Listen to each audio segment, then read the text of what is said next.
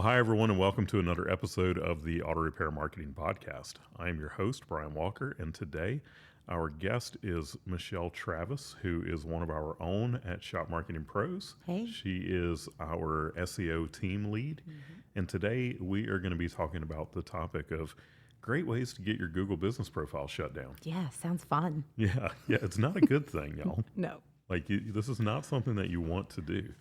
And we do see it happen more often than we would like to. Yes. So, but before we get into that, I want to thank our friends at RepairPal for providing this episode. As shop owners, we were part of RepairPal Certified Network. You can learn more at repairpal.com/shops. Well, hey, Michelle. Hey, Brian. We got a fun topic to talk about today. Yes.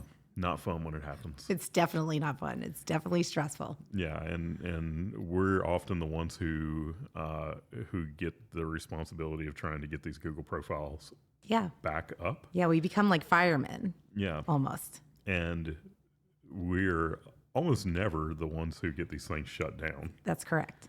But it always comes back to us. Yes. Yeah, it really does. And it's it's one of those things where we've in some cases seen the signs that one of our clients' listings was heading in that direction, and we've tried to warn them, hey, if you do this has the potential to go against Google's violations, and the possibility or the ultimate thing that happens is Google will suspend your business profile. And so when that happens, it just becomes hey, this happened, and it's frantic, and it's like, now what do I do? How can you do this? Because it's costing them a lot of money It when is that costing Google them a lot. profile is down. Yes. People underestimate how much business comes through it. Yeah. I mean, when people that already know your business, that are searching for it by name, Yes. they usually don't make it to your website. They've got all the information that they need Right on the listing. right there. Mm-hmm. Yeah.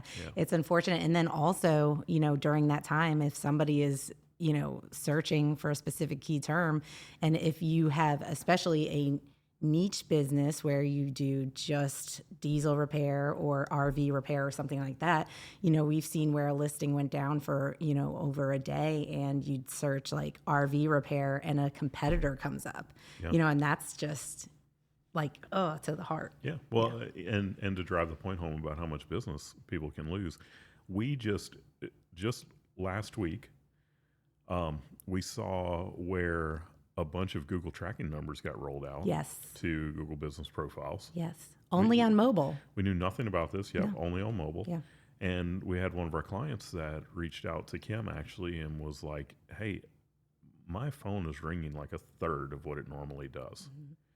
And we started digging into it and come to find out that Google rolled out these tracking numbers, and the tracking number has to forward, and when they did the forward, it didn't go to his phone number. No. It was just going to some random guy who was like, yeah, I've been getting a lot of phone calls for your business. Yes. Yeah. And we went in and checked all the other ones and didn't find, his was the only one that was going to the wrong person. But two-thirds of his phone calls dropped off. Yes.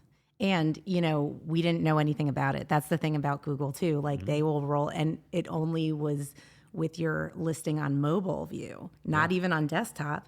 And it was meant to be helpful, to be able to track if your phone calls were coming through your listing or maps, but in cases, tracking numbers break, things like that. And so, I wish Google would just call us and be like, hey, we did this thing last night. I know. We could have so much more of a working relationship with them. Like it's like a toxic relationship. It's good, but it's not. Yeah. All right. So what would be the most common thing that you see that will shut down a Google business profile? One of the most common things that we see is keyword stuffing your Google listing, starting with the name. Yeah. Yep. Specifically that name. Yeah. So somebody has they've got an auto repair shop in Hammond, Louisiana, and the name, and I'm just going to go with the name of my business. It was Peak Automotive. So instead of the name being Peak Automotive, they might put something like Peak Automotive Auto Repair Hammond. Mm-hmm. Yeah, that or Peak Automotive Auto Repair, or Peak Automotive dash BMW, Mercedes, Mini, Volvo, Audi, Jaguar, Porsche, Land Rover Repair in Hammond, You Louisiana. just said Jaguar. Oh. Jaguar. Jaguar. How do y'all say it down I here? don't know. Jaguar. That's the mix of them north and south coming together. Yeah, so those of you who don't know, Michelle is a Pennsylvania Yankee Yes. who now lives in the South. Yes. Yeah. But anyway, we see that a lot where these keywords get stuffed into the business name, and it will get your Google business profile shut down. Yeah. And I think what happens a lot of times is your competitors will see that and they can report the profile. Absolutely. So, there's a way right there on the profile to report it. And, Google's, I wouldn't say that they're out there just like often checking these things, but having that profile reported is a big thing. And look, it works to stuff those keywords in the name. Yeah. But it's not worth having your Google business profile suspended. It's not. And especially if you have like multiple infractions for there to be a permanent suspension of it. And that's the thing I don't think people understand is just, we were talking about it being a relationship, Google, you're building trust with Google, right? And even though Google is like essentially like a computer, a bot, whatever, it is so like, it has come so far that it's just like a person. And so if you start showing these red flags like this or being reported, Google remembers that. It keeps track of that. And when there's too many red flags, they will break, that's it. We'll break trust with you. We don't trust you. We don't trust your business. And once that trust is gone, just like in a regular relationship, it takes a long time to build that trust again. Yeah. And so a suspended Google listing will do that as well. Like it'll not only damage, like you'll lose that business if it goes down, you'll lose that trust with Google and have to work like harder. And so that also falls on us as well. If we have a client who's, working with other companies or things like that, just for that extra boost, we follow certain practices, white hat, as we call it in the SEO world, practices specifically because we want to do things the right way. And even if it might take us a little bit longer to rank you, we'd rather do it that way than what could happen if we don't. Yeah. And that's what, people don't understand is that when you start doing black hat SEO, you are creating such a risk for your business. Every time that Google does an algorithm update, we can see some pretty wild fluctuations. Oh yeah. But if you're doing black hat, the fluctuations that you can see in your rankings can be dramatic. Because usually the algorithms are looking to fight black hat SEO. Yeah. Google's job, the thing that they sell is, to the consumer, and when I say the consumer, I'm talking about the end user, the person who is searching. The thing that they're selling is search results. Yes. And they're in the business of giving an extremely high quality search result. They want, when someone is searching, to give them results that are exactly what that person is looking for. And when you're doing black hat SEO, you're essentially tricking the system. Yeah. So you're trying to take a result that is not as good and get it to show up in the rankings. Yeah, first. So basically you are diminishing the quality of the product that they provide. You're being a con man. Yeah. So when you do that, I mean, when they make their algorithm updates, it is very often to combat black hat SEO techniques. Yeah.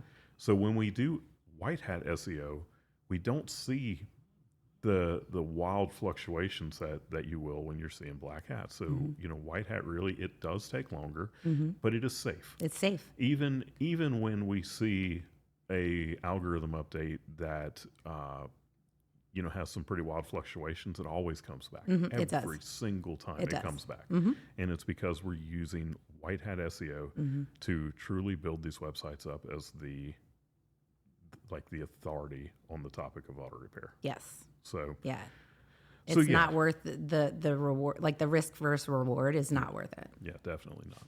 All right, what's the next thing that you Okay. would see? So the next thing is using PO boxes or virtual office addresses. Yeah, so this is for you mobile guys. Yeah.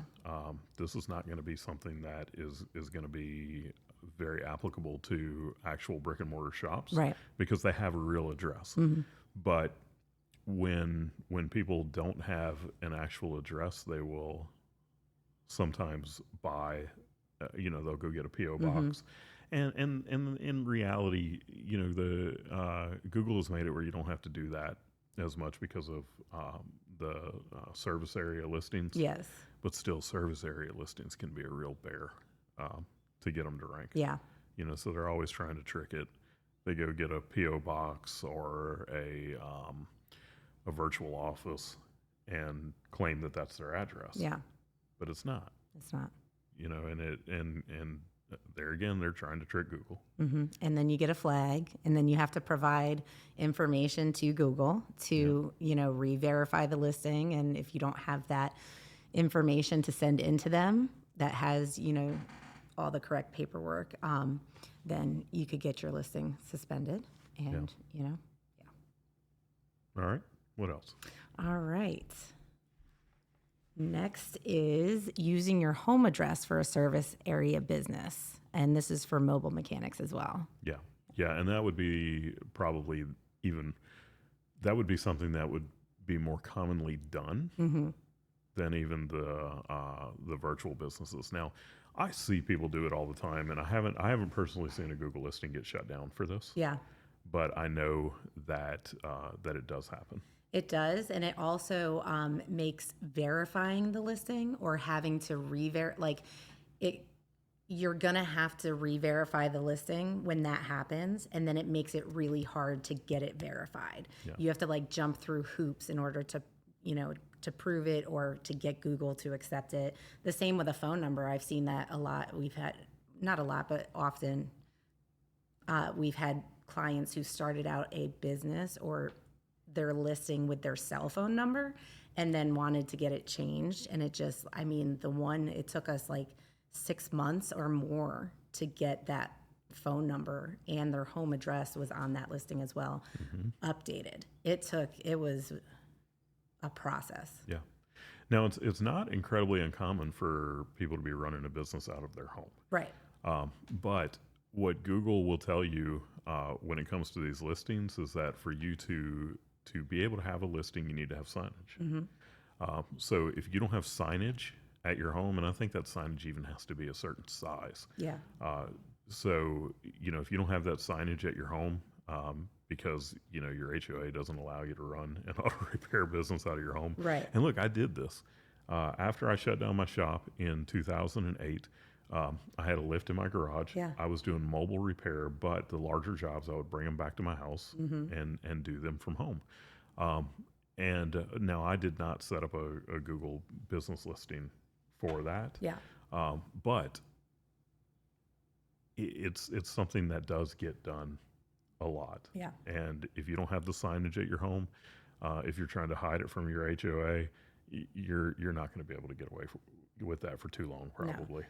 And even you run the risk of just like your competitors, reporting your listing, your homeowners, the HOA members, other people who live near you. Yeah. You run that risk, same risk with that.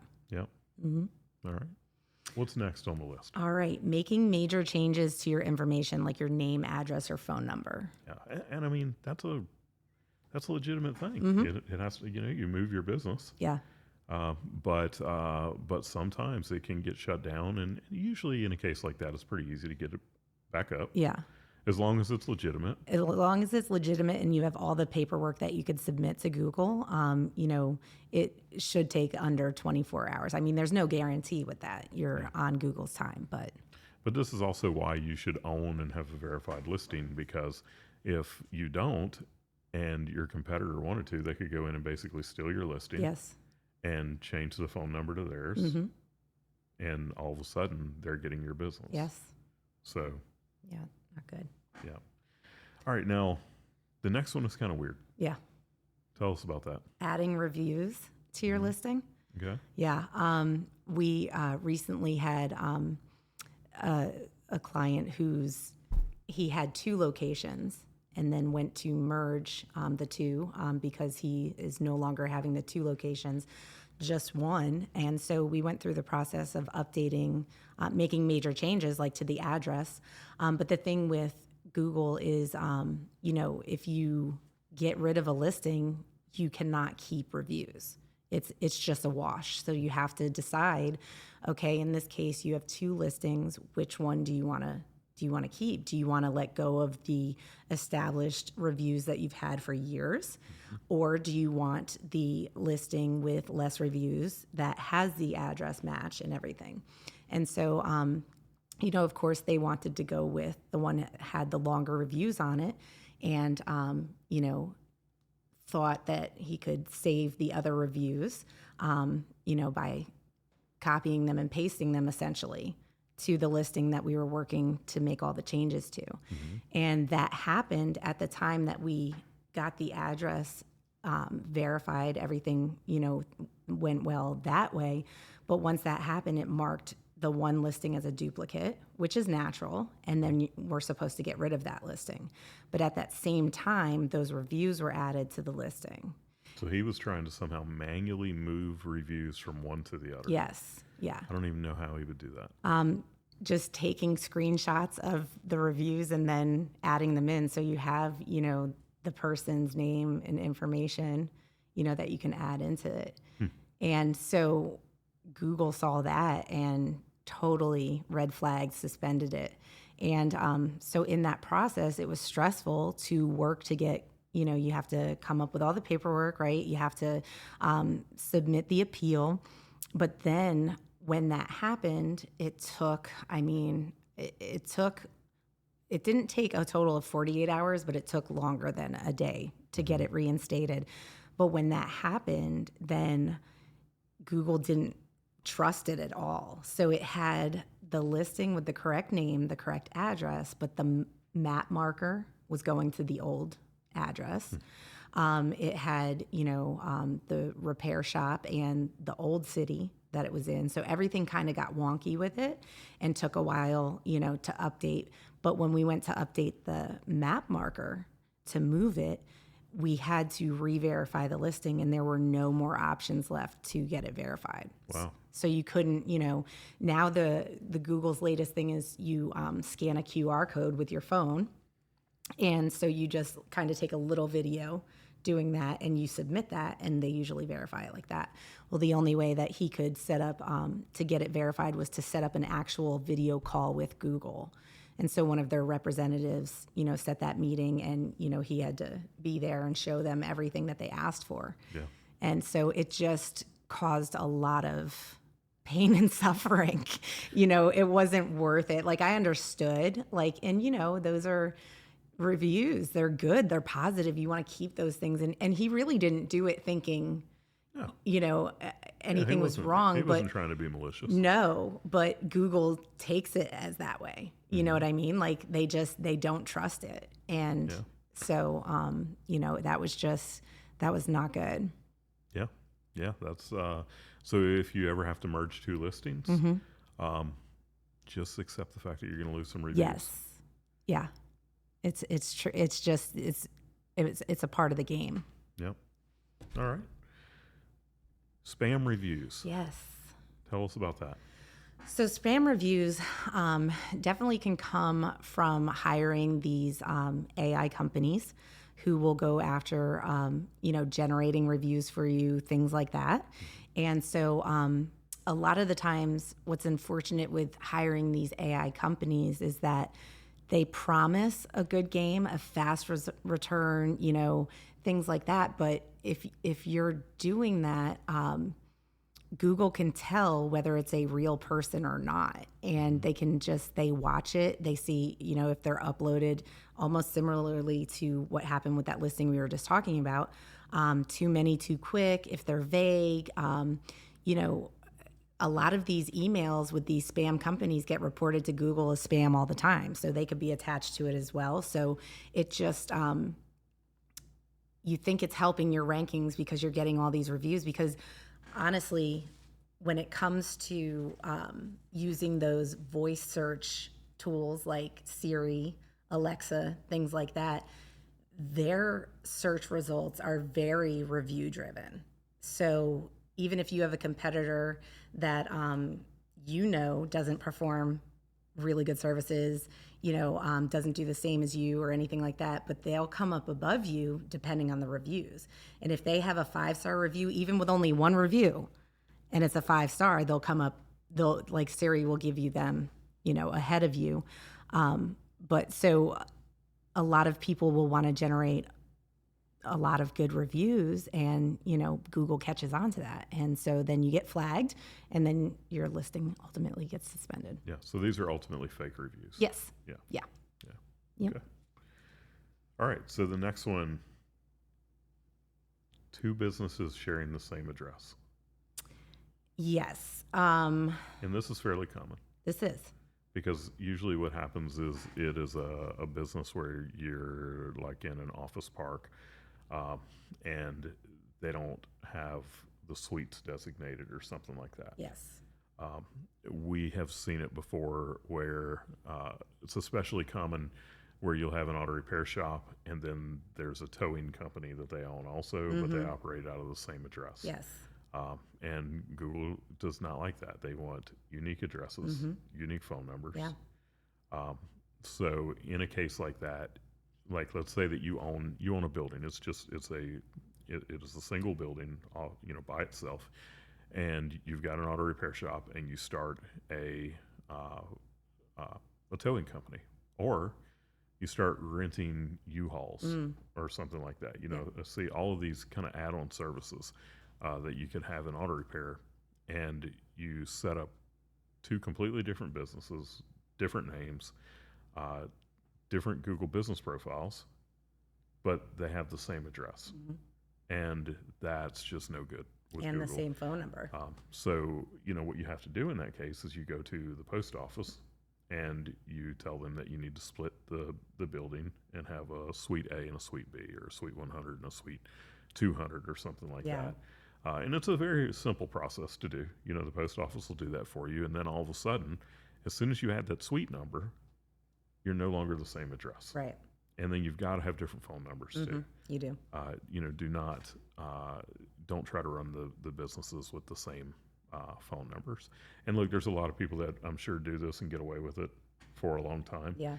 Or, if you run the business as like, Peak Automotive and Towing, and you have one Google business profile, for all of it, then that's perfectly fine. Yes. Yeah. It's when you start trying to run them as 2 separate businesses, 2 different names, and the big thing is 2 different Google business profiles. Yes. That this will get you in trouble. Yeah. And then what is our final one? Our final one is competitor reported you. Yeah, and we talked about that already. Typically, if you haven't done anything wrong, what are they going to report? Right. So if you're not trying to trick the system, stuff your listing with keywords and stuff like that, there's really nothing there. No, and the same with the spam reviews. Like, your competitors pay attention to your reviews. Like, that's, one thing that they are going to be checking regularly. Yeah. So don't do anything stupid. Don't give your competitors a reason to report you. Yeah. And you probably won't get reported. That's right. Now, we talked about that, but you talked about like the spam reviews and the AI, and all of that. And we're seeing more and more of these services that are out there. Companies are just latching on to AI, which they should. It just makes sense. But they're building all of these services around AI. And we've had a couple of them now. And we're not going to say the names because we don't want to start getting sued by these companies. Right. I'll say that, one of them rhymes with Mandy. And, it's an AI tool that promises negative review removal. And that lasted 3 days before getting the Google business profile shut down. Yeah. It was one of our clients, and they were, we get notified when something gets added, like as an admin, and we saw that happen, and we talked to the client, and we're like, hey, you really shouldn't do this. Yeah. And 3 days later, the Google business profile was shut down, and it was, hey, Shop Marketing Pros, we need you to fix this. Yes. Okay. Okay. Yeah. Because we will do that. And that's the thing, though. It's like the thing with these companies, too, like the one that rhymes with Mandy, is that it was a different company name before that, like who promised that they would do these services and, but they don't. And they have all these issues and get business listings shut down. And so all they do is just come out with a different business name doing the same thing. And so you really, really have to do your research as well. If you are going to go through with using one of these companies, you should definitely check reviews on them and check who they were before this name that you're looking into. Yeah.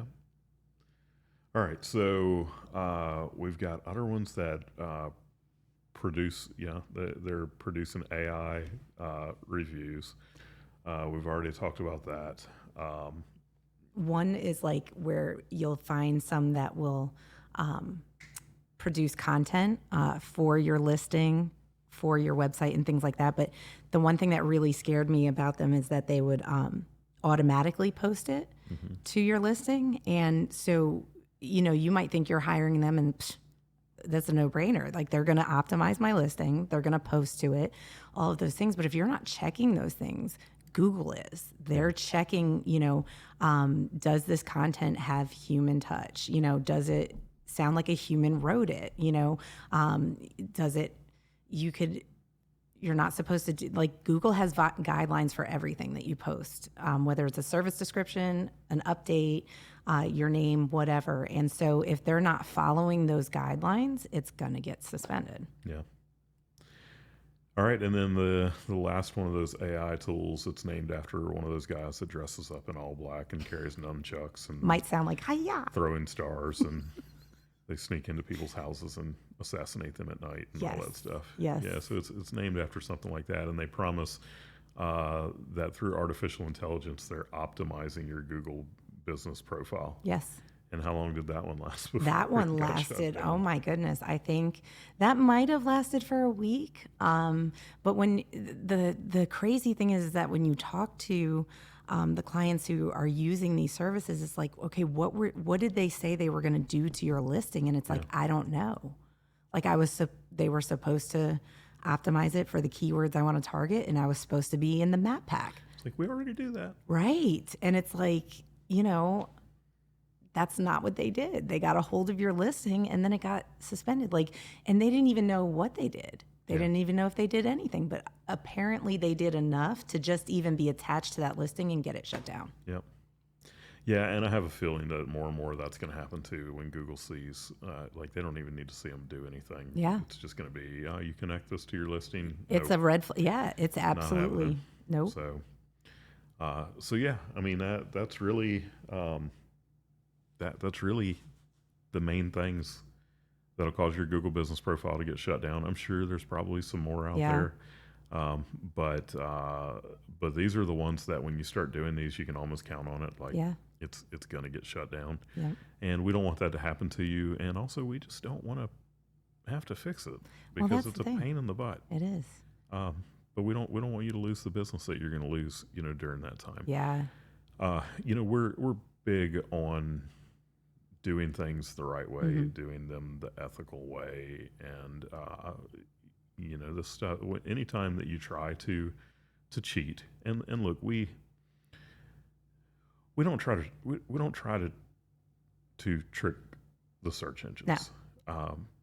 What we do is we play along with their rules, which basically it's like, hey, build the best website on this particular topic, and we're going to show this to people. Yeah. If you're legitimately the best search result for the person who's searching, then we want to show your website to somebody. So we work to make those websites the best that they can possibly be. And because of that, we don't cause problems. Right. So when you start trying to use AI tools to optimize Google business listings and to get reviews that aren't real and all of that, first of all, it's unethical. Yeah. You're not only trying to trick the search engine, but you're trying to trick your clients at that point too. Yeah. And it's just wrong. It is. They should be able to go look at your reviews and get a good, honest assessment and trust of who you are. Yeah. So stop doing that crap. Don't be a walking red flag. Yeah. Yeah. So thank you again to RepairPal for sponsoring this episode. Again, we are just one of a handful of podcasts on the Aftermarket Radio Network. You can find the rest of those at aftermarketradionetwork.com. We hope that you'll listen in again next week. And until then, go fill those bays.